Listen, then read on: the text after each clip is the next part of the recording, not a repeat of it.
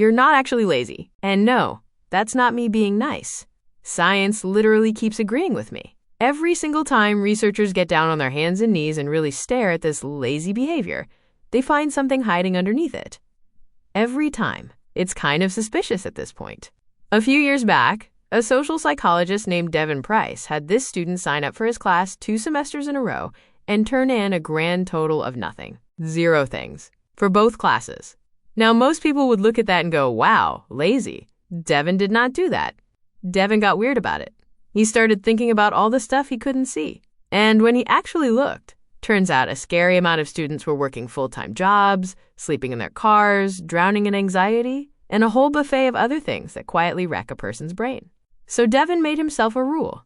When someone looks lazy, just assume there's a barrier you can't see, because there almost always is one. He even wrote it down, and I quote, "If you look at a person's inaction and see only laziness, you are missing key details."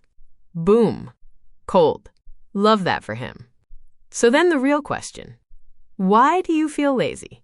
And it turns out there's a couple different culprits. Let's meet them. Culprit number 1. The task is making you feel bad, so you're basically running away from your own feelings. There's this whole area called modern procrastination research, and the entire foundation of it is that procrastination is emotion regulation. It is not a time management problem. Read that again. In normal human words, when a task is boring or hard or scary, it squirts a little dose of bad feeling into your brain. And you, being a completely reasonable creature, go no thank you and delay it. Because delaying it is the fastest possible way to make that yucky feeling disappear.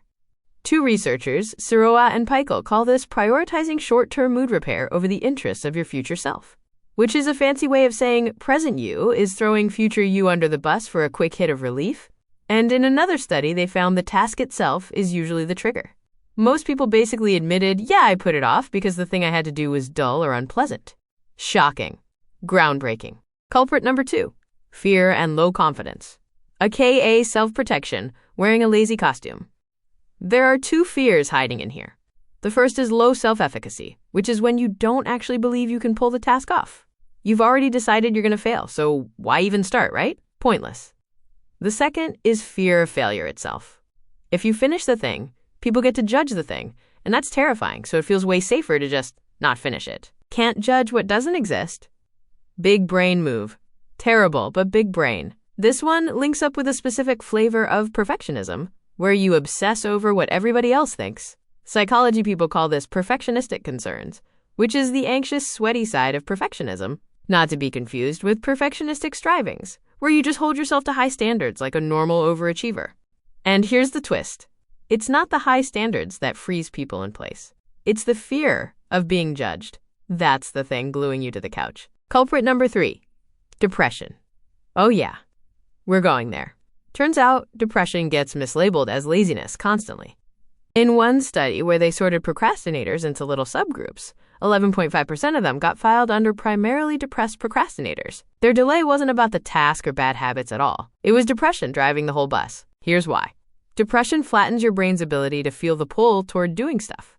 That pull, that little, ooh, I want to do that spark, it just gets muted. There's a word for this. Anhedonia. The loss of motivation and pleasure.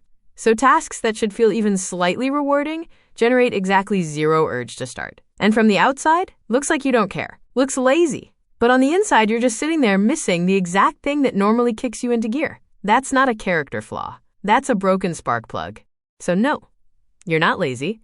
You've got a barrier, and it's probably one of these 3 little gremlins, which honestly is way more fixable than being a fundamentally useless person, so good news.